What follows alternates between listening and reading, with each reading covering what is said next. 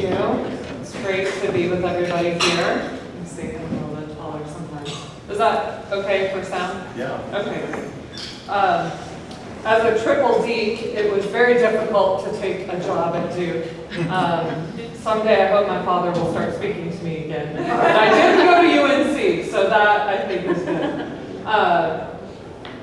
So I don't know about you all, but our family got super obsessed with the Olympics, as we do every year. And I saw this picture. This is Cassandra Beaugrand. She's a triathlete, French triathlete that won the gold medal. And to me, sometimes lung cancer can feel like a triathlon. So you go swimming, you're running, you're biking, your chemo, your radiation, and your surgery. And this is the image that was displayed after Cassandra won the gold medal.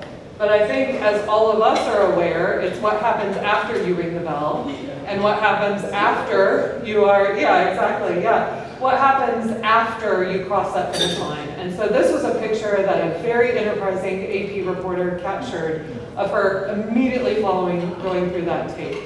And it reminded me of really what my work has been, which is what happens afterwards. And this is Dr. Fitzhugh Mullen. He was a physician as well as a cancer survivor, and he started the National Coalition for Cancer Survivorship, which is now Cancer Nation.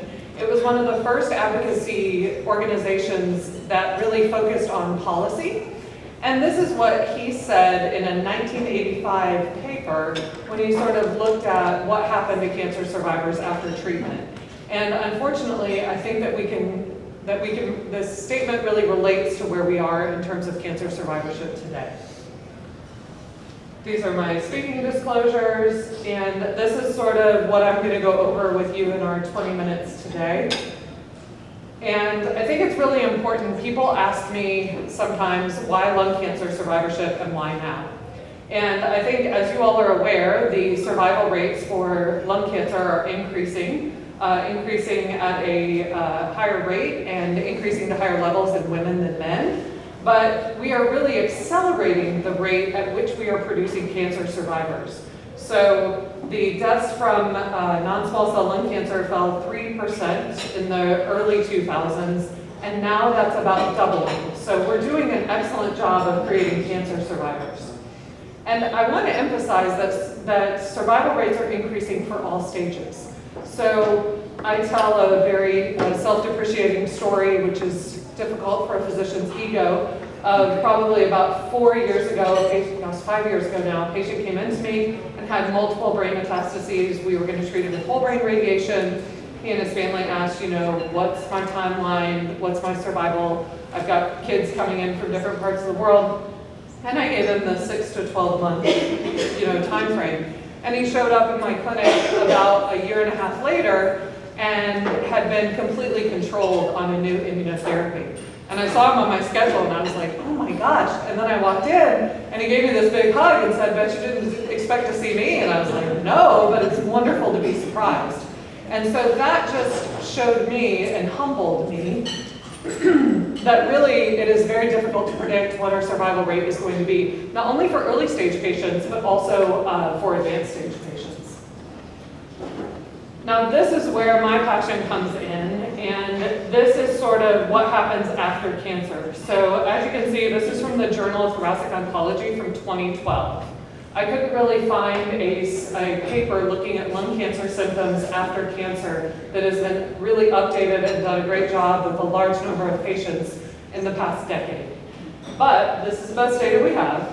So each of these little dots shows a symptom. Each color represents a different symptom that patients experience after lung cancer.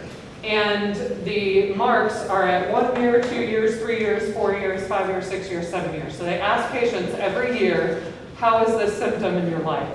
And as you can see, some of them, like hemoptysis or coughing up blood, were stable over time. But the things that got worse over time included pain, appetite, shortness of breath, and fatigue. And I think that rings true to my experience in taking care of lung cancer survivors as well. I will say that this after cancer really depends on specific factors related to you and your treatment. So sometimes it's kind of like, well, I'm having this and I'm having this, or why am I not having that, or you're having that. And it really is becoming more and more specific as our treatments get more specific. However, I think we're going to have to start building bridges because there are so many of these drugs that are being used in different disease sites. So it may not only be that a lung cancer survivor may be experiencing your symptoms, but you may reach out to a colorectal cancer survivor or a pancreatic cancer survivor or a head and neck cancer survivor where medications like Keytruda are being used. And I think we're going to have to start maybe grouping patients together based on their biology rather than just based on the location where the tumor is located. And I think that's an opportunity for survivorship because a lot of these drugs have the same side effects in patients. And in order to learn how to manage them and how to take care of people that are on some of these drugs long term, we're really going to have to start pooling our resources. This is just a representation of this. This is from Cancer Nation or Cancer Survivorship. And it talks about different symptoms that, for some reason, different symptoms that patients had during treatment and then after treatment is completed. And these patients, after treatment is completed, these are all comers. And as you can see, the side effects that patients report are very similar to those side effects that we saw in lung cancer survivors. And I would say that there's many reasons for side effects to happen. And sometimes I think that we are too quick to blame our oncology drugs for side effects. And we can be guilty of really focusing in on what we see in front of us, which is a patient with a malignancy, when actually you still are a whole human being. So oftentimes when patients come in and frustrated, usually from symptoms from their medical oncologist, definitely not from radiation. I start at the beginning. There's a lot of radiation oncologists in front. I start at the beginning and say, have you seen cardiology? Have we done a swallowing eval? Have you talked to our dietitian? So there are these other specialists we can start drawing in. In my opinion, we need cancer-focused specialists in each one of these areas. But there are people that we can start drawing in, and we need them to be involved in us and not just say, oh, that's just fatigue from your, Taxol, or that's just fatigue from your Keytruda. That's normal for a cancer patient. When, by the way, you're in florid heart failure and you need, a tune-up in heart failure. So I do think that it is not unwise when a new symptom happens or you don't seem to be getting better to sort of talk about, well, what if we pulled in an expert? And that leads me to my next point. So I grew up in Illinois, and the best Olympic team of all time is obviously the Dream Team, which is mostly made up of Chicago Bulls. And really, I think the relationship between the oncologist and the patient and their family changes as you move into survivorship. So at the beginning, it's this person that has all the information, they're setting the treatment plan for you, they're educating you about side effects, they're really kind of controlling your life and your schedule, and that is really the role of the oncologist. As you move towards oncology, without having, as my teenage daughter told me, a DTR, define the relationship talk. We don't have a DTR that says things are going to change.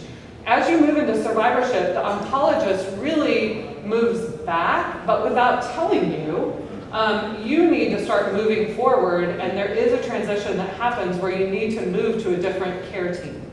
We do that terribly in medicine. There is not a good way to do that. And therefore, I really think it causes a lot of problems and a lot of miscommunication between doctors and patients. Well, I have the symptom. What does it mean? Why doesn't my doctor seem to care? All they want to do is look at my scan. And I think that is, you are having the correct experience. If you're having an experience other than that, grab onto the legs of that oncologist and don't let them go. But the normal experience in our training is to really focus on a follow-up visit is for us to monitor the effectiveness of our treatment.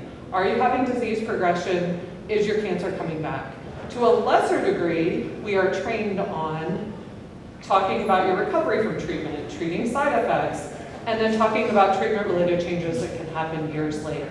It's just not a huge part of our medical training, which is really focused on the treatment of active disease.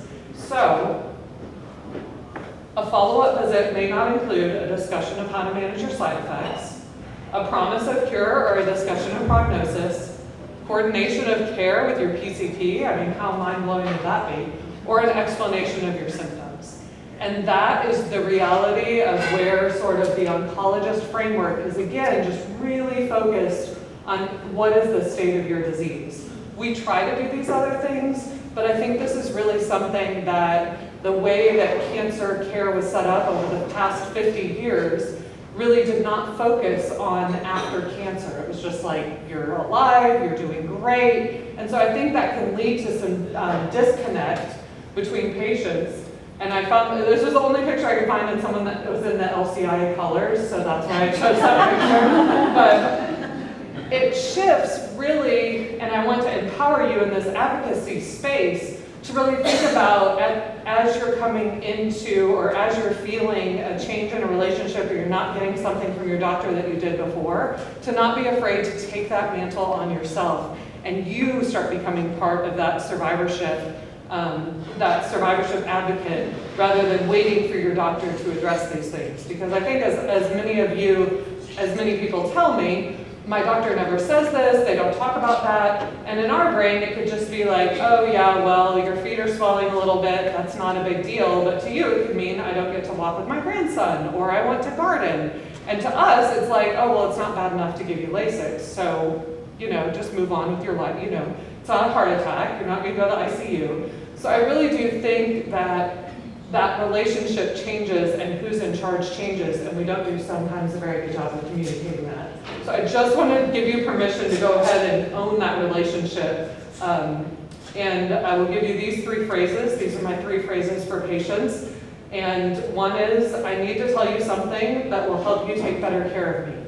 That is a showstopper in a doctor's office that says, I need you to really stop what you're doing, look away from the computer, and this is something that we need to talk about. The second part is, I'm struggling, I don't know what to do, is there someone here who can help me? Sometimes, especially with the changes in medicine, we are all being asked to do more with less. We're asked to put patients on our schedule in places where there aren't any. Our staff is changing over all the time. People are worried about their grants. There's a million things coming at us. But just because that is on us as a physician doesn't mean that you as a patient don't deserve and need the attention to the symptoms and side effects that you're having. So that it may not be the oncologist that's sitting in front of you, but it may be a navigator. It may be somebody in integrative oncology. It may be a survivorship APP that you need to talk to. And so opening up that conversation that sort of says, hey, I can see you're busy. This may not be you, but who else can I be here? Even if is it your nurse? Is it your resident? Who else can I talk to? And then the third phrase that I try to train my patients to use is, this is really important. I really need you to hear me on this. And that to us sometimes is a lot of what medical training has been compared to is shoving our heads underwater and feeling like you're drowning, because there's so much to learn in medical training, and it's just feeling like you're drowning and you stop asking for help. And so sometimes as doctors, we're going through all of the information you're throwing at us, and it's going through our filter, we're hearing it, but it's just not catching any red flags for us and something that we feel, not that you feel, but that we feel is important enough for us to order a test or change direction. So this is really, I think, a patient taking a flag and saying, hey, this is important, listen up, I need to tell you something. The other thing is managing uncertainty. So I think that as we move forward in these changing survival numbers, it was very easy to treat extensive stage small cell lung cancer 20 years ago when I started my career. No one survived. So the survival rate was, we're going to do the best we can, and we're going to try to give you the best life we can for as long as we can. But there was absolutely no concept of a long-term extensive stage small cell lung cancer survivor. Now, as we're moving forward, both doctors and patients, and talking to one of you gave me a great example of a doctor who had a really great conversation with a patient about this, said, I don't know. And so hearing that sometimes can be hard for a doctor to say, for us to say, I don't know. Not something that we say very easily, but also not something that patients want to hear. You want to know, is my cancer back or not? What are we dealing with here? What's the next step? Am I going to have this side effect with this next immunotherapy infusion, or with this next targeted therapy infusion? And sometimes the truth is we just don't know. but you have done uncertain things before. So as a patient, and I have to remind myself as a doctor of this sometimes when I can't give the thing to a patient that they desperately want, is that managing uncertainty is something that humans are not good at. We are still animals at our core, and we want to know sort of, you know, this is that, right and wrong, black and white. But really, as we move forward in lung cancer survivorship, that is probably going to become way more gray than black and white. And so managing uncertainty should lessen over time. You have done all you can do, and you've done this before. So you've managed uncertain things before. For any moms out there who've dropped your kid off at kindergarten and been the creeper looking in the window wondering if they were going to do okay, and then they turn into teenagers and you're like, somebody take them, thank you. Definitely not trying to get those teenagers back. So I do think that there are things, especially with my chart and especially with the increase in communication that you have available to you, really calling your doctor is very important. If you have something severe, if there's a symptom that you have that's greater than 2 weeks that you really can't explain, or if you're on something for a symptom and that stops working. So I do think, again, these are things that patients can hang their hat on to say, this is important and this is when I need to call my doctor. And that's sort of where I'll end right now. This was Snoop in the Olympics, who I think did a great job. And I'm happy as you guys take your questions. These are my favorite resources.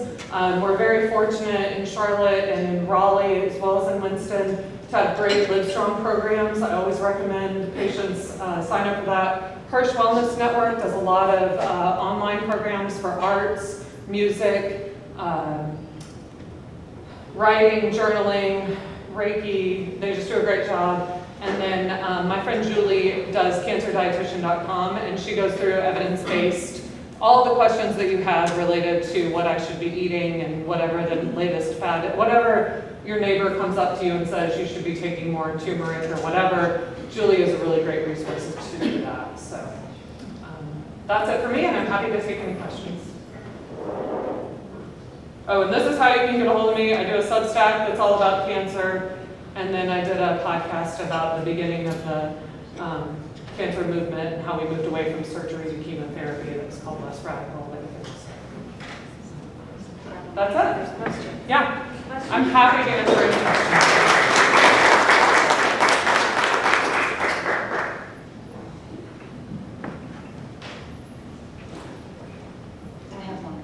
So a lot of hospitals don't have centers for survivorship and the types of resources that a lot of the larger hospitals may have. What is available? How can people reach out to kind of get that type of support locally? For sure. Well, yeah, I'll do that. Yeah, you keep that mic. So I have found a really great resource is,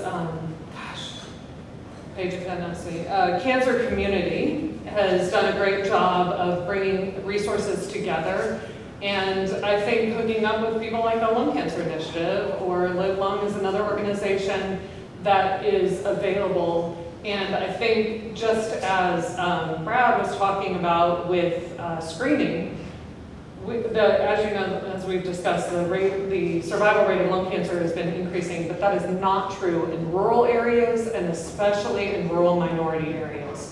So in those areas, lung cancer survivorship has actually been declining.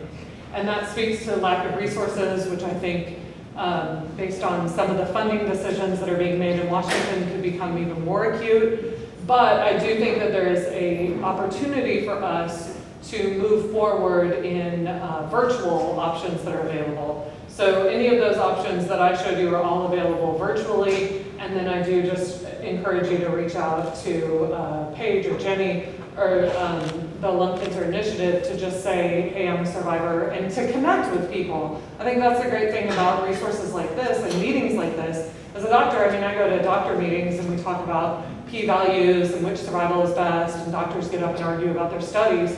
But sometimes it's just really helpful to come back and retouch the people that we're doing this for, and to look at our pharmaceutical partners.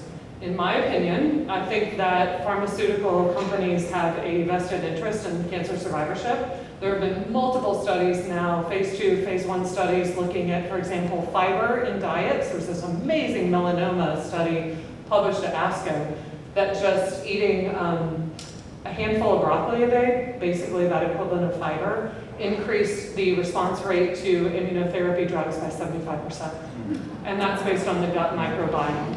So I think that the more people, from a capitalism standpoint, the longer you can keep people healthy and on your drug, like the more money you're going to make. And if that is something as simple as having a dietitian following your patients and helping them stay on this medication and having a better response rate.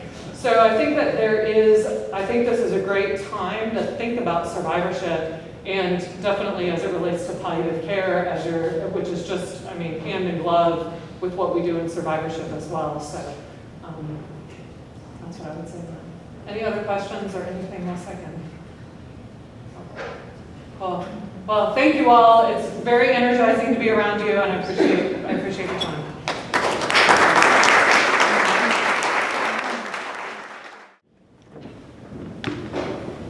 Thank you so much. What an honor and a privilege to be here in front of you today. I will say, just to start out with a couple of asides, because I think if anything, this should be personal, right? All of a sudden you blink and you're an old timer. So I graduated from medical school over 30 years ago. Got a lot of hair dye in my hair, so don't get too close. But I began my career as an internist, and I transitioned into being a medical educator of residents and medical students, doing primarily hospital-based internal medicine, and made the decision back in 2009 to pivot into doing more hospice and palliative medicine. My yearning to kind of, get back to basics, connecting with people again. And at that time, it was a burgeoning specialty. It wasn't even an official specialty at that point. The first exam, I think, had just taken place, the pilot exam in 2008. And I became board certified in 2012, and my first task as a brand newly minted palliative medicine physician was to start the internal Atrium Health palliative medicine team at CMC Maine. So a nice small little task. So we built a team of, I think the first month I was on the service, we would average 8 to 10 patients on our schedule of who we were seeing in the hospital at CMC Maine that day. And by a year and a half later, we were averaging 40 to 60. So it was if you build it, they will come. But I was continuously kind of, I don't know if gobsmacked is the right word.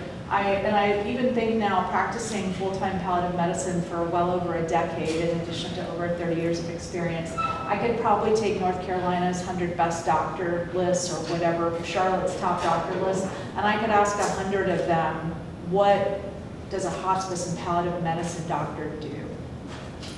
And I would get a lot of interesting answers.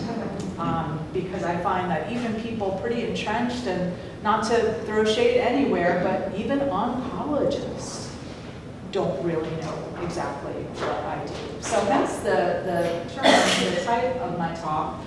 Exploring the myths, exploring the realities, exploring the science. I am aware that my topic is terrifying. I am aware that people are, also a very bad joke, but I jokingly say sometimes I don't say what I do when people ask. I might say I'm a physician, but I don't always offer, because I know the answer I will get, and I jokingly say I can clear a room.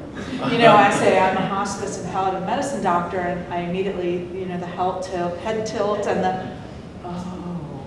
the large O, because there's just such a misconception about what we do.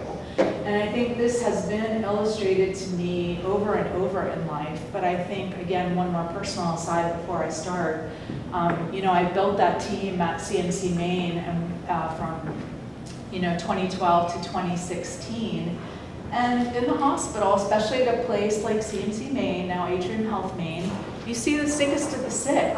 You meet people at their most ill, at their most critical, at their very sickest, not at their best. So that shapes the lens that you see things through.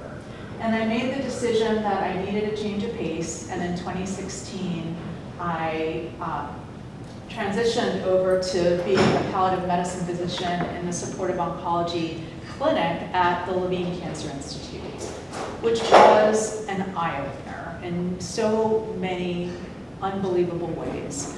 And you probably have already heard, because I've heard you've had a lot of science today. I'm going to try to be a little lighter on the science. But 2016, that was an important time to be working in a palliative medicine clinic, right? So 2014 was when pembrolizumab was FDA approved for metastatic melanoma, and then lung cancer was coming 2015, 2016.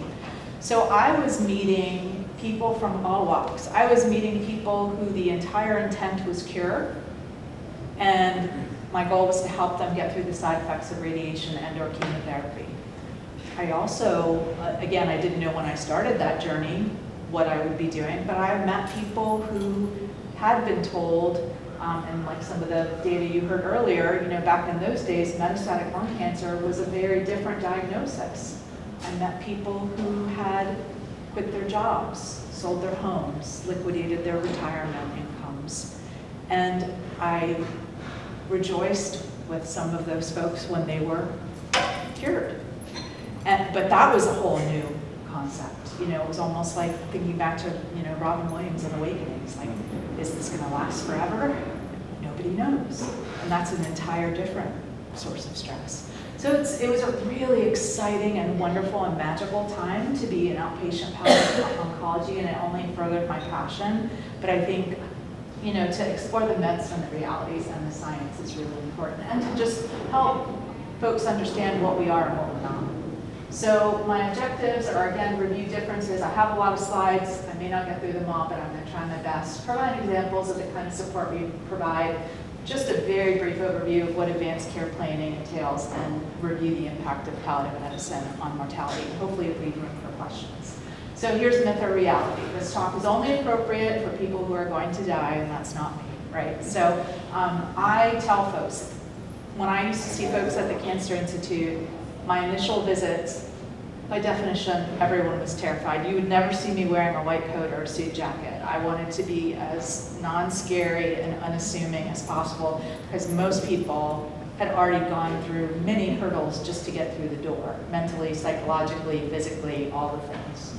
So, but the reality is here, and this is a super old slide from The Onion, which sometimes seems like it's a real news site these days, but we know that it is a reality for all of us, and we do have to address that at some point. And that's something that I think primary care physicians, as well as oncologists, hepatologists, pulmonologists, we're all getting better at. The fact that Medicare now reimburses and private insurance reimburses physicians to take time from that busy office visit to discuss advanced care planning is important, because we needed a little bit of incentive to do those important discussions. But the reality is, I'm sure everyone in this room has their very, very personal individual story. We know that there are non-cancer conditions, chronic conditions that affect life and may limit life and cause a lot of what we call morbidity impact on life. So what can we do to try to ameliorate that? So what exactly is palliative medicine? How is it different from hospice? Aren't they the same? And again, I meet physicians every day who, again, a terrible, terrible, terrible real life example. When I first kind of publicly was doing primarily all hospice and palliative medicine, a very wonderful primary care doctor who I respect a lot, who was in Charlotte and on all the top doctor lists every year, said, "I can't believe you're doing this. You just got tired of doing medicine and you just want to hand out morphine." I was like, wow, that's diminutive, isn't it? That's incredibly condescending. That was a real phrase, and I had permutations of that were said to me all the time, not, by random people, not just other physicians. So this is a slide from Education Palliative End of Life Care EPAC.net, which is a great website. It's kind of an old schematic. I tried to look for prettier ones, but couldn't find one. But sort of the old school schematic up above, which was treatment, treatment, treatment, treatment, treatment, palliative care. And that's kind of how we got our reputation, which we're trying to, shake off. Really, a more integrated model is what we are strong proponents of, which is that at the time of diagnosis of possible life-limiting illness, have us be involved. Help us to help you tolerate the treatments and make sure that your quality of life, my elevator speech for when I would meet folks and they say, just tell me why I'm here. Please don't tell me this is like my oncologist wanted to refer me to hospice and didn't have the guts to say it to me. I had so many patients tell me that on their first visit. So no, my goal is to help you live as long as you can and as well as you can.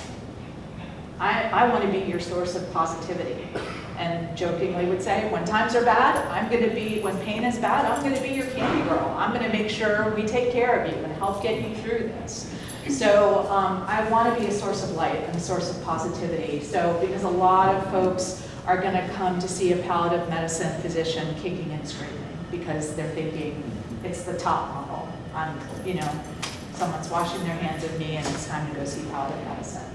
So why would someone want to meet a palliative medicine physician? So there's symptom management, and I think a big part of this is recognizing that some of these things are illness related, but a lot of these things are treatment related, right? So I would see, and again, that was even a misconception I had because I had never practiced on the outpatient side. I was used to seeing people at CMC Maine who were very, very sick. And even I did not realize that I would see many, many people. Classic example would be, I'm sorry, I've never been told I don't talk loud enough. That's unusual.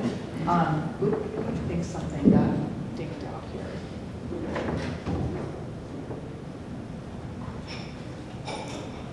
There we go. Sorry, this is why I usually have a flip mic, so because I like to wander. It's hard for me to stand behind the podium and have a hand waver. So a lot of the folks I would see in my clinic at LCI, a classic example of people on what we call a curative path. A lot of them, they were patients who were diagnosed with head and neck cancer. So they were early stage head and neck cancer, but for folks to be cured, they would often have to endure pretty horrific treatment courses of chemotherapy, radiation, immunotherapy that were really, really hard. I saw patients who, real life, people who need their insurance, who are working full time, who have small kids. So I was doing a lot of symptom management, and that could be pain, that could be nausea and vomiting, that could be dyspnea, that could be anxiety or depression, that could be things related to chemotherapy or immunotherapy or radiation therapy. It could be peripheral neuropathy, neuropathic nerve tingling in the fingers and toes, pain, constipation or diarrhea, poor appetite.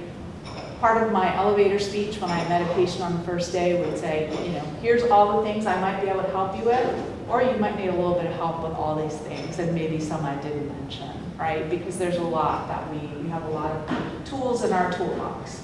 And then we were also there to build relationships so we could be another source of support, be another source for listening, be another source to talk to families when needed, be another source to talk about goals and provide support, because it takes a village. I mean, again, working in the outpatient cancer center was really impactful for me to see the strength and the resilience that's needed to just keep on lifing while all this is happening. So there's a lot that we can help with. And this is my disclaimer. I would say, folks who maybe don't need us as much, because oncologists do such a wonderful job at doing lots of things. And I put the second bullet point only because it happened, unfortunately, quite frequently. It was someone was being discharged from the hospital, and it was meet palliative care, meet integrative oncology, meet oncology, and oh my goodness, if I was the first appointment, that was not a good thing. So I always want to build from a foundation of and I'm happy to always supplement gaps. I routinely would, all the folks, I think Dr. Milam and Dr. Hagstrom on your schedule today, I know them both well. I routinely would communicate with them about folks, but I always wanted folks to meet their oncologist before they met me, or else it was just too much. So I think that's always make sure that folks meet their oncologist and have a good foundation there first. So here's kind of nuts and bolts, and I put my asterisks for it's complicated, because this slide in and of itself is probably like an hour talk, and it gets complicated. But the Reader's Digest version, and probably some folks are not old enough to know Reader's Digest, but I'm dating myself again. But the Reader's Digest version is that palliative medicine, again, is about making you be able to have quality for as long as possible, and hopefully for curative goals, right? That's our goal. So patients are still receiving chemotherapy, they're still receiving radiation therapy. There's a lot of myths about whether or not you have to, what we call full code versus not wanting to be placed on life support. Those are all myths. Even under hospice care, which most folks think of as curative therapy, attempts have stopped, and we're focusing on comfort, right? It's not doing nothing. It's focusing on comfort, and curative attempts have stopped. But folks under hospice care, even if they have a bone metastasis, that's extremely painful. Many patients under hospice care will get radiation because that's a palliative thing. That's to try to help pain and improve quality of life. So we're really about quality of life. I routinely, many patients, pretty much exclusively the patients I saw in my clinic at the Cancer Institute, were all intermittently getting, antibiotics, blood products, even sometimes TPN. And there's really no limitation. A lot of this is, honestly, I tell folks all the time, this is not driven by me or anybody like me. Guess who this is driven by? Insurance, right? So Medicare sets the bar, and like everything else in this country, Medicaid and all the private insurers follow. So the reason why you can't get blood products when you're on hospice is because that's considered attempts at aggressive curative, potentially curative treatment. It's not because the hospice would not like to do that. And I always tell folks, I had an example I'll never forget, where the cost of, let's say, total parenteral nutrition, which is basically like an IV bag of nutrition, is super expensive in the hospital. It can be $1,000 a day or more just for that bag. And I had a patient who had a bowel obstruction, without getting too sciencey, multi-level bowel obstruction, was no longer able to take anything by mouth at all, had a venting tube for her stomach, and her son was getting married in 3 weeks. And that was obviously really important, and there was no way she was, without having to be in a hospital getting IV fluids, that was gonna work, and she needed help. She needed hospice help. So the hospice paid for her to get daily TPN until her son's wedding. Now, they weren't gonna pay for TPN $1,000 a day for 2 years, because that would bankrupt them, and they wouldn't be able to care for all the patients that are unfunded or don't have insurance. But it's flexible because, again, it's about quality, and it's about meeting your goals and meeting you where you are. And for that patient, that was an unbelievably important thing that needed to happen for them to be able to get that quality of life care that they needed. So all of this is very fluid nowadays, but I will tell you that if you have loved ones or you personally have experienced areas where you've bumped up against one of these side rails, it's not your oncologist's fault. It's not your doctor's fault, unfortunately. It's the federal government's fault, but that's another lecture. So hospice is always part of palliative, but by no means does palliative always mean hospice. Like I said, up to, depending on, it was fluid, but up to about 40% of the patients I saw at the Cancer Institute were on a curative path. And I would bet that most, even oncologists, don't recognize that. The percentage of, they assume that people that are coming to me, maybe their prognosis is not good, and that is not at all the case. Like the head and neck cancer example that I gave you, a lot of folks, I was really just trying to help them keep their jobs, keep their insurance, take care of their families, and have as good a quality of life as they could have while they were going through treatment and after that.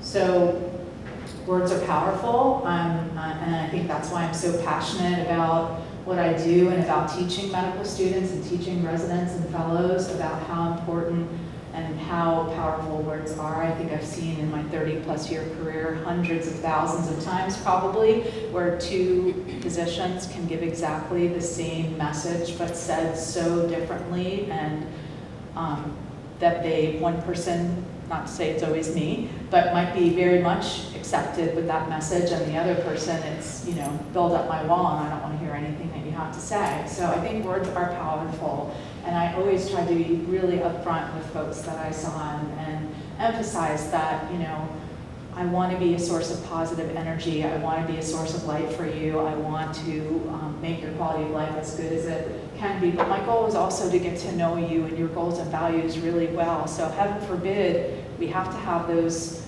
kinds of tough discussions in the future. I know where you are. You know, I know you, I see you, I hear you, I'm listening to you, because maybe what you told me 2 years ago is different now. So I think words are powerful, listening is powerful, and I think that's a lot of what we bring to the table.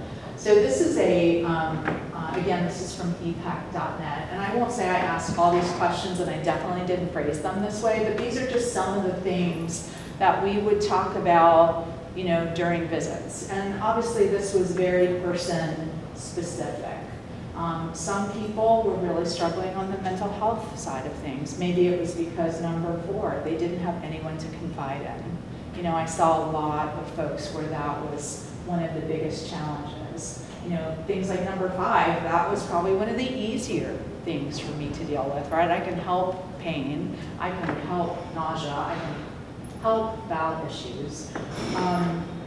One of the other things we talked about a lot was spiritual support and relationships, right? Because everyone has their own, and I always try to normalize, you know, some people were very reliant on friends and family and not on a faith network. Other patients I met, their faith network was everything.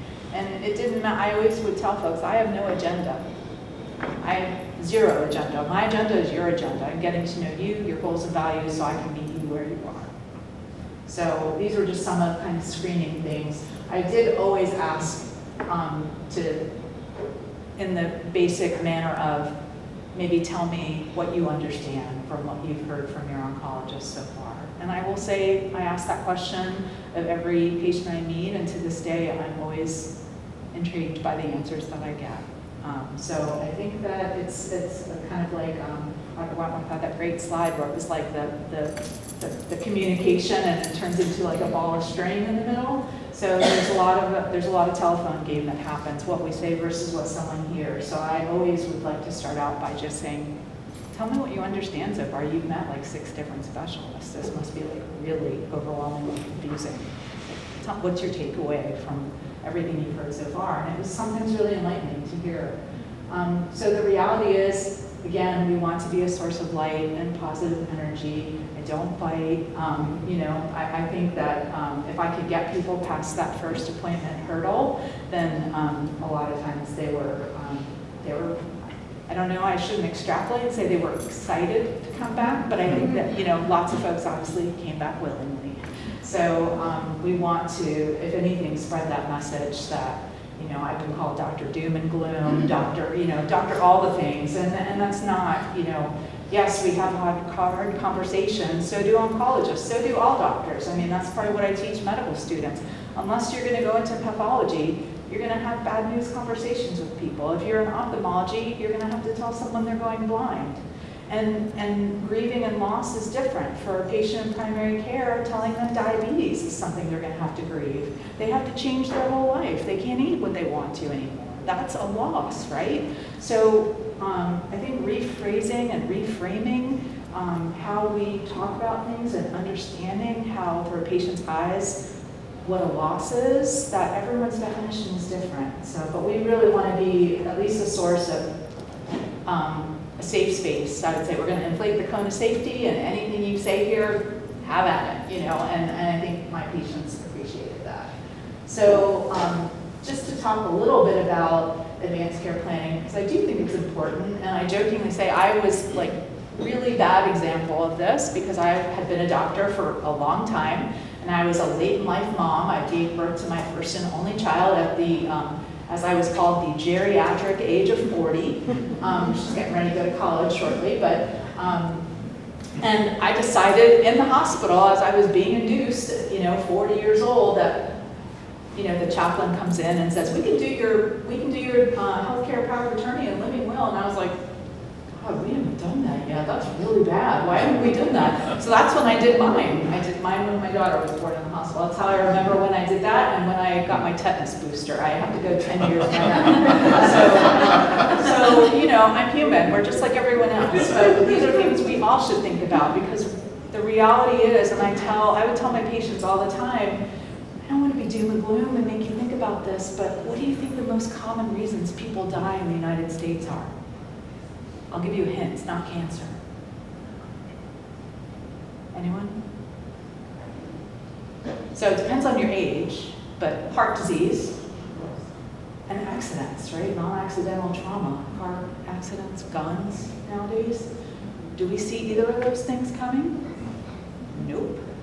So that's why, again, I had my epiphany moment giving birth at CMC Maine at 40, but we all need to think about that kind of stuff because it's just one more thing that our families and our loved ones don't have to think about if we take care of it.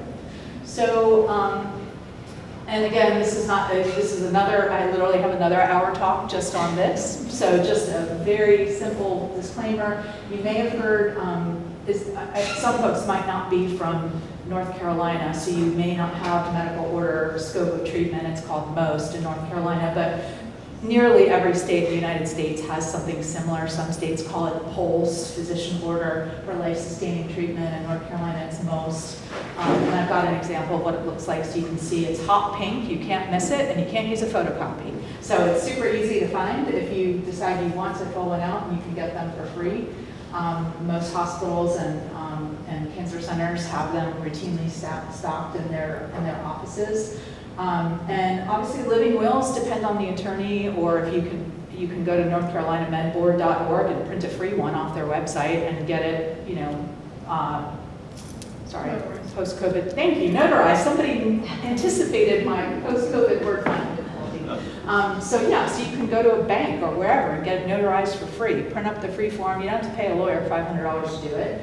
Obviously, if you want a fancy one, you do. But maybe not that much, but most are very specific, very descriptive. So this is literally from ncmedboard.org. This free form you can print up. Again, you can get it notarized anywhere. You can find a free notary. You pay $15 at a UPS store. That's how much it costs to get things notarized there. And there are even mobile notaries now that can come to your house. These are all things I've learned in the last decade or so. So, and you can be, this is, again, because this is the North Carolina kind of standard form, there's not a lot of wiggle room here. And again, I'm happy to answer more questions about this in detail, but anybody can find this and print this up for free on their website and have notarized anywhere where you have access to a notary. And it really talks, for the most part, about life prolonging measures and artificial nutrition or hydration. So, I encourage folks to do these, but I also encourage them to think about a MOST form because it is so much more descriptive. How many people here have seen the North Carolina MOST form before? Wow, so that's pretty good. If I do that in a group of doctors, I bet you that's about the same number of people that could tell me what it looks like. So this is what it looks like. I cut off the part where and the doctor sign at the bottom. But this is actually signed by a physician or a nurse practitioner or a PA. So I found that going through this a lot of times with my patients was super enlightening to help see what they understand, what they don't, because there's so much, talk about like misconceptions about hospice and palliative medicine.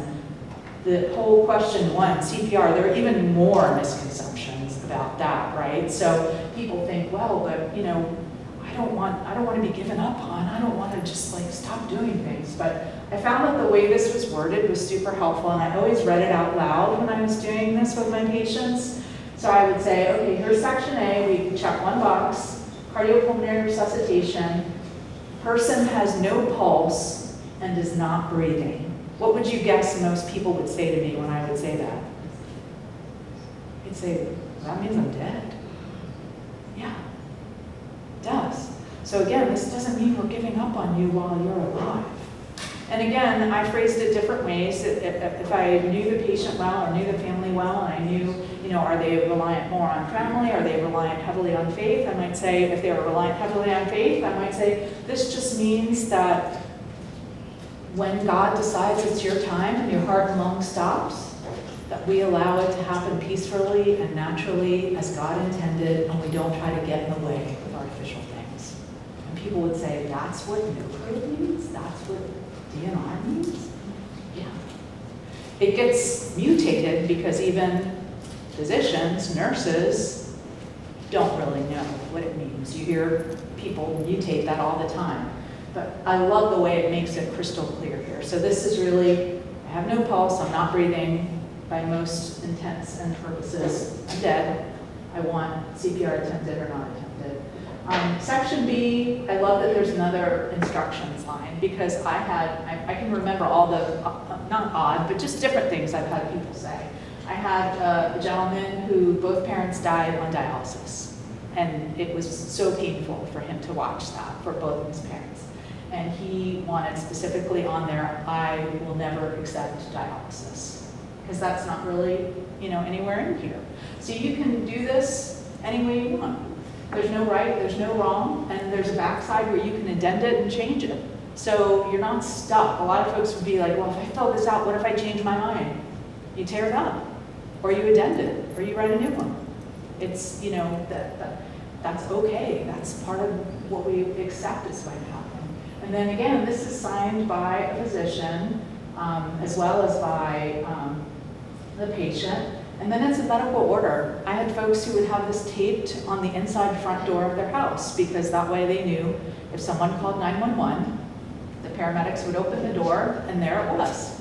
Maybe not everybody wants to do that. I thought that was creative but interesting. But that it's never going to get lost that way. Other folks had it on their refrigerator. That was a common place where a lot of my folks would keep it. But, and then it's a medical order, and as opposed to things like living wills, which folks, you might hear EMTs say, oh, we don't listen to that. We don't pay attention to that. That's not legal. Again, that's another talk. But this is pretty, and it's hard to miss. It's FISA, you can't make photocopies of this form. It has to be the original that's signed by the physician and the patient or their representative. So the other thing sometimes I would talk about is, I don't know how I am on time, sorry. I'm getting close, but I only have a couple more slides left. Surrogate decision makers are tough. I've met folks all the time, again, I normalize things. I met folks who, their next door neighbor, they had 8 kids, and their next door neighbor was their surrogate decision maker. And I'd ask them, and I had one gentleman tell me once, I can't get my 8 kids to decide if it's raining or sunshine outside. Okay, well then a neighbor makes sense. So you want someone who knows you, who knows your values, and is not afraid to follow through and honor them, right? Because that's the hard part. What a lot of folks would tell me, well, I know my daughter Jane will do it, but I'm afraid everyone's going to gang up on Jane, and then the family's not going to talk to each other afterward. Well, again, that might be a situation where maybe Jane's not the best person, or maybe we need to have more family discussions about how Jane's job is to honor my wishes. So someone who can cope with family conflicts, ideally lives closer, can travel, and most importantly is physically and emotionally able to carry that burden, because it can be a heavy burden for a surrogate decision maker if things get complicated. So was living longer just a teaser? And absolutely not. So this is, I like to say OG because I feel like I'm an OG because I'm old. So the OG study, this is from New England Journal of Medicine, Jennifer Temmel, pretty much most people in palliative medicine. This is like the very first thing that we got so excited about. And this is before immunotherapy, right? So 2010, metastatic lung cancer was a very, very different landscape and different diagnosis than it is today. So these were all patients who had stage 4 metastatic cancer, and they were enrolled to either standard care versus early palliative care, where they basically saw someone like me, followed up regularly, and we worked with symptom management. And that was the biggest difference between, otherwise think how many people got chemo, radiation, all the things was not different. The big difference was half saw palliative medicine physician, half did not. So again, I'll go through the sciencey slides kind of quick, but even though this was what we call a small trial, which small trials are much harder to show what we call statistical significance than big trials where you have thousands and thousands of patients. So people got really excited that despite this only being 150 something patients, that we were able to show that morbidity was better, meaning that early palliative care, they had less higher intensity care, less anxiety, less depression, higher quality of life scores, but the holy grail of medical science and studies, which is mortality, right? Does what you do change mortality? Does it make people live longer? And the answer for this OG study was yes. So this is looking at depression, anxiety. Probably a lot of you filled out a PHQ-9 a few dozen times, whether you knew it was called that or not. You might even fill one out when you see your primary care physician. It's basically like, how often do I feel, good about, stress levels and things like that, et cetera. But palliative care had an impressive impact on all of these markers. And then, like I mentioned, the really important markers that doctors get super excited about, despite the fact that patients who were randomized to the palliative medicine group actually got less intensive and aggressive care toward the end of their life, they lived 3 months longer, which again, this is 2010. This rocked the earth. And all the oncologists said, I don't believe this. This is not right. We need to replicate this. And all the palliative medicine doctors said, of course I believe this. We're helping people have a better quality of life and feel better. Why wouldn't they live longer than if they, don't feel well or, have no assistance with guiding them through the sometimes horrific side effects of surgery, chemo, radiation. So this was something that really kind of rocked all of cancer care, and it pleases me greatly. This is from recently from ASCO, which again, probably most people know, American Society of Clinical Oncology. And this is their guideline update on their recommendations. And they looked at 52 studies, so all different kinds of cancers now, right? And recommendation for involvement of palliative medicine in the care of patients with cancer. So this is their ASCO guideline from 2024. So their recommendations were that oncology clinicians need to refer patients with advanced solid tumors and hematologic malignancies, which a lot of times that's been a challenge for us to access those patients who have leukemias, lymphomas, rare blood cancers. Our referrals from those physicians is often more challenging. Beginning early alongside active treatment. Again, everything I'm talking about. And even recommendations for early patients on phase 1 clinical care trials, cancer trials, that specialist palliative medicine is indicated. Again, this is a national guideline.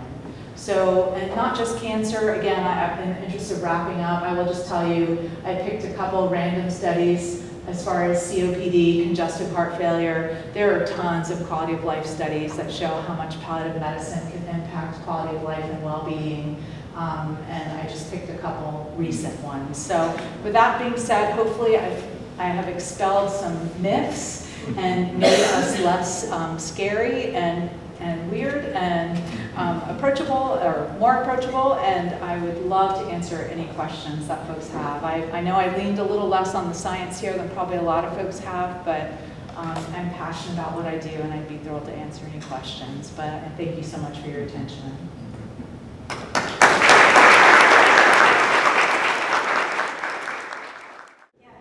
Because I talk really loud and I can't stand behind a podium. First of all, I'm still trying to figure out how on earth I can replace a handful of broccoli every day, because I can't do it. I think she left the room, so I didn't want to offend. So anyway, and I don't have slides because I don't have sexy data. Oh, okay. I don't have sexy data to put on slides, so I 4x6 index cards. And the funny thing is, I was doing this 3 weeks ago, and some guy said, I bet you're one of those people that still has AOL.com as email. Y'all, I do. So you got me. Anyway, so show of hands. How many of you guys consider yourselves advocates? Okay, it should be everybody in this room, because at some point you've advocated for something, right? There's several different kinds of advocates out there. Individual advocates, specialty advocates, you've got advocates for legislative or policy issues. So everybody here has been an advocate at some point in time, right?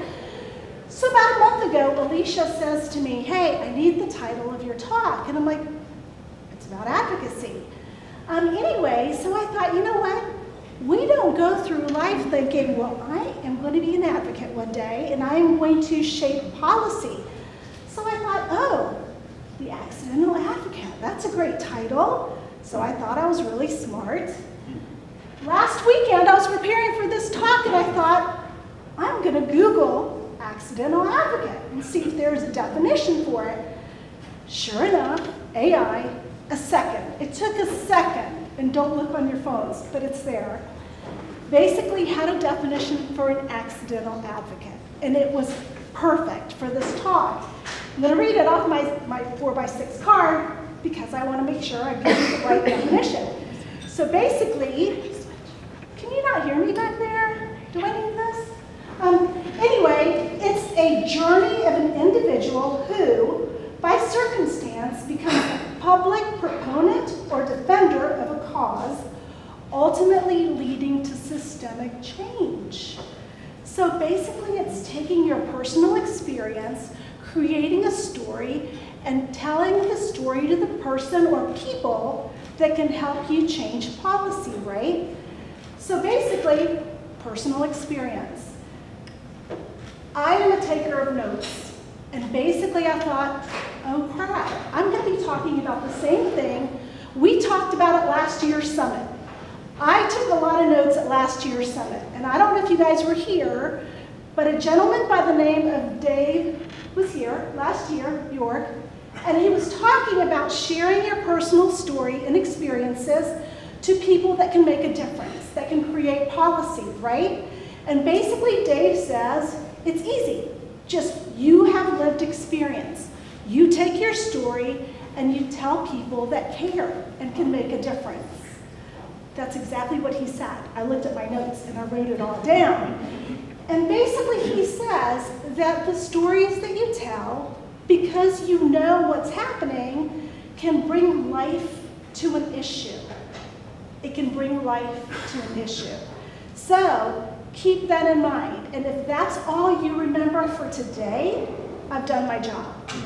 Take your personal stories and share it with people that are going to make a difference and change policy with you, okay? Because it only takes one story that can change how a lawmaker, how a policymaker can vote. Story. Yesterday, I was at another meeting, and it was a panel of advocates. And basically, there was a gentleman that said he had worked for a senator in the past and various other alphabet soup agencies. And he said there was a patient that came in, told their personal story, and that personal story changed the way how that senator was planning on voting. And it was so compelling, it was so good, that that senator continued to share the same story every time he went out and talked about healthcare. So it could be one story, and that's all that would make a difference. So keep that in mind, because we're going to talk about several headwinds that we're facing in healthcare that maybe your personal story can make some changes, all right? So 5 key points, 5 key points. If you write anything down, these are it. Around how to tell your personal story, basically. Basically, it is identify the issue. Think about all the issues that are out there. Paige talked about one of them, biomarker testing. And we'll talk about this in a minute. If you care about biomarker testing and you have a personal story around biomarker testing, whether the fact that it was approved and it helped you identify the right treatment, or if it wasn't approved, right? There is an issue out there that could use your personal story. Identify the issue. Second is, what are your goals and objectives? What do you want to convey? What ultimately do you want to do, right, with that particular story? So goals and objectives. Third is identify your targets, and I think this is the most important. Who do you want to hear your story? Identify your targets. This is true.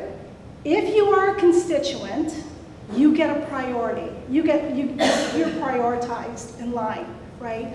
So if you're going to talk to somebody, talk to your district's representative, your district senator, because if you are a constituent, you get priority status, okay? Biomarker testing. Biomarker testing was passed in the House this year in North Carolina. It is sitting in the Senate. It is sitting in a Senate committee that is headed by somebody who is from Wilmington. So just a hint, if anybody in this room is from Wilmington, you may want to reach out to your person, right? Share your story, because that story can make a difference whether or not this thing moves out of the Senate. So that's one. So identify your target. Third is kind of develop your story. Make sure it's meaningful. Make sure it's truthful. Make sure it is simple enough for people to understand.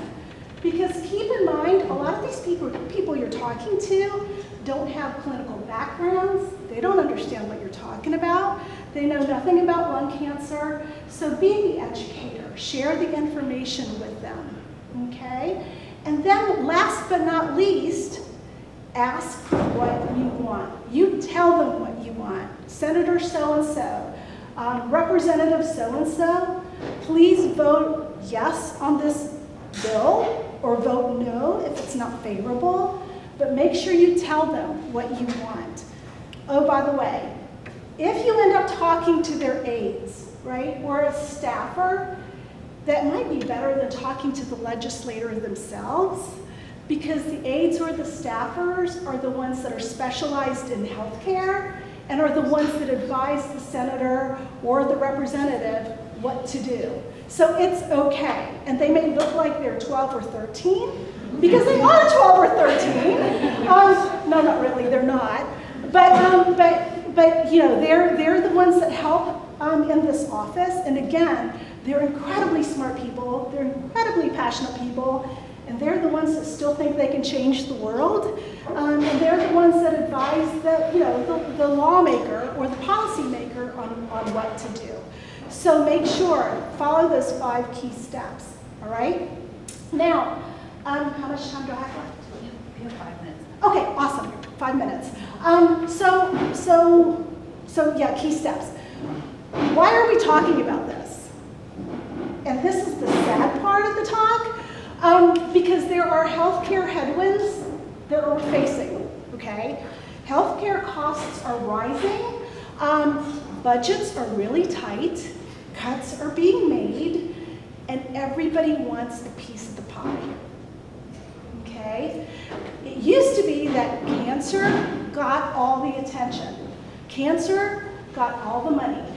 Now, you've got so many different factions that are wanting a piece of the pie, or a bigger piece of the pie, that we're having to fight for everything that we have, or that we need. So that's why it's important to kind of put your advocate hat on and get moving, right? To make sure that we still get the piece of the pie. Keep in mind, the pie's not getting any bigger.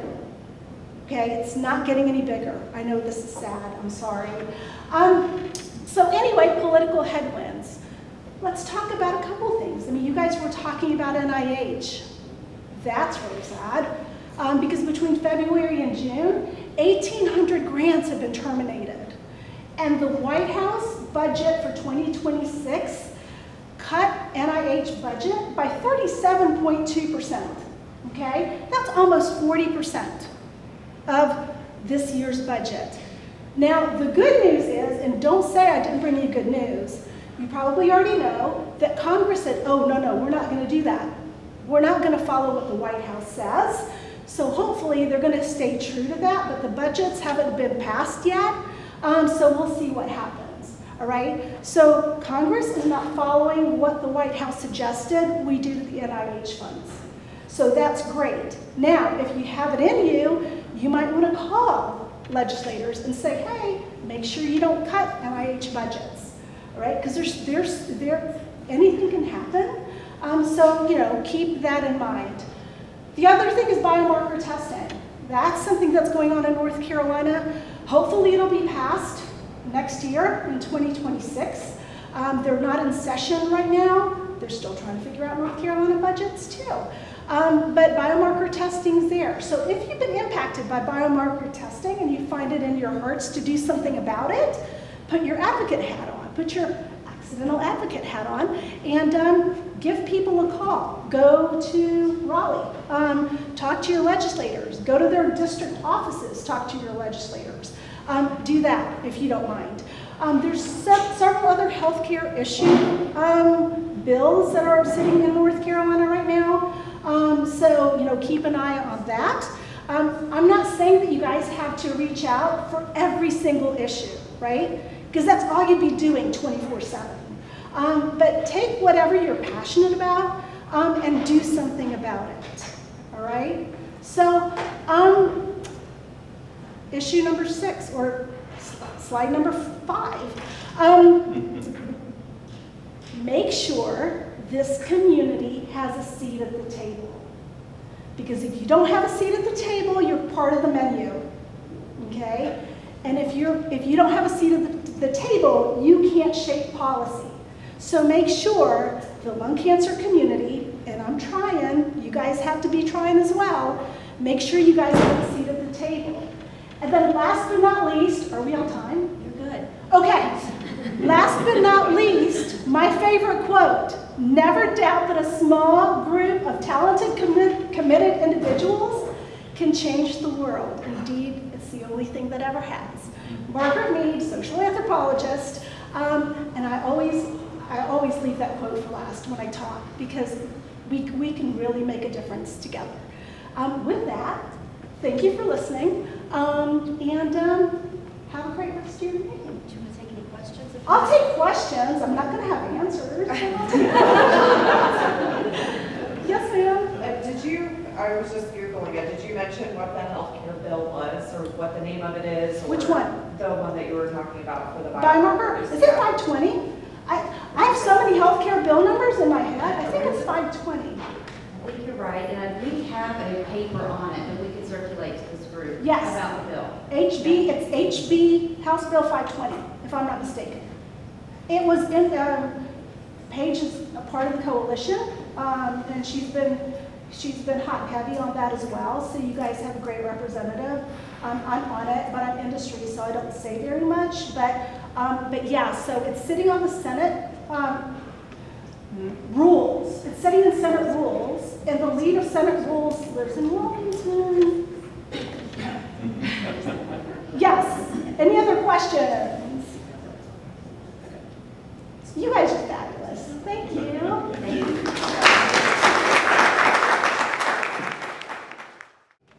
Are you guys doing? You holding up? Yes. All right. I will not be long.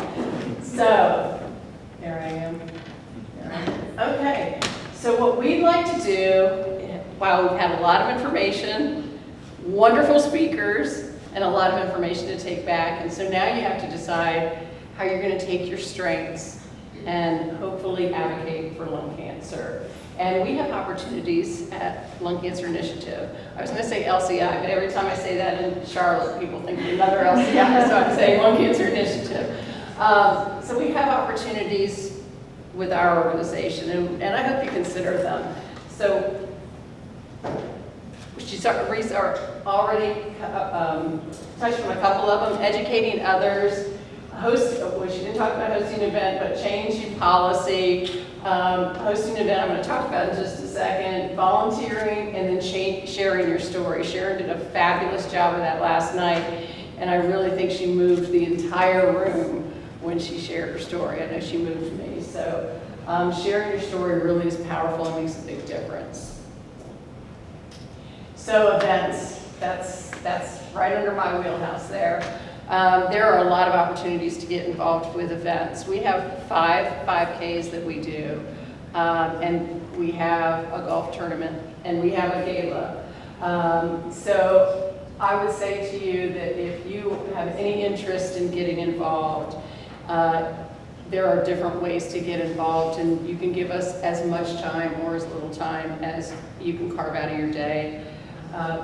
But you can be on the planning committee, and those planning committees turn into families, really. I mean, they have become families, supporting each other. Or if you can just come out for the day and volunteer for the day, any way that you can get involved with that would be great. With the gala, you can attend or you can volunteer with us. And health fairs, we are always looking for folks to represent Lung Cancer Initiative at our health fairs. And we will arm you with our materials, we will arm you with information so you are prepared to go out and talk to the community. That's also another great place to share your story. And I know when I've been at health fairs, and I tell people that I'm a 22-year lung cancer survivor, we start a conversation. And it is amazing how many people then stop and say, I know somebody, or I've been affected personally by that myself. So just sharing your story really gets the ball going there. Mentorship, in office help, you can do that virtually. You can do that from home with us. Always Claire, who handles our marketing for a lot of our events, does an amazing job, but she has her hands full and she would love any assistance in helping with marketing, and you can do it virtually. And there's a lot more too. So the events that are coming up in the very near future, we have the Greensboro event, Triad Lunch Forward, and that is like a couple of weeks away on October 4th. In-person Survivor Luncheon is going to be in Asheville this time, and that is October 16th. And then I mentioned the Evening of Hope. That's actually at our new venue, the Angus Barn. And we are very close, if not sold out. We are very close to being sold out at this point. So we're really excited about the new venue, but there is still opportunity for volunteering there. And then we have virtual survivor engagements virtual survivor luncheons that we do the second Thursday of every month. You can phone into those. They are wonderful collaborations between all our survivors, led by Cheryl, and all the survivors that are in the room. I will be joining you with Cheryl next door in just a couple minutes here. Save the date for the Lung Cancer Navigators Network meeting on December 11th. And then the Jody 5K is a grassroots event that is hosted in Durham on November 9th.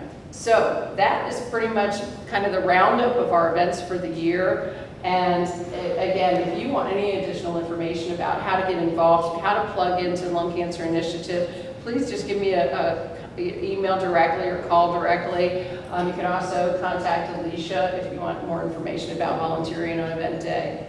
I'm going to turn it back up to you or to Jim. I'm going to turn it over to Jim now to kind of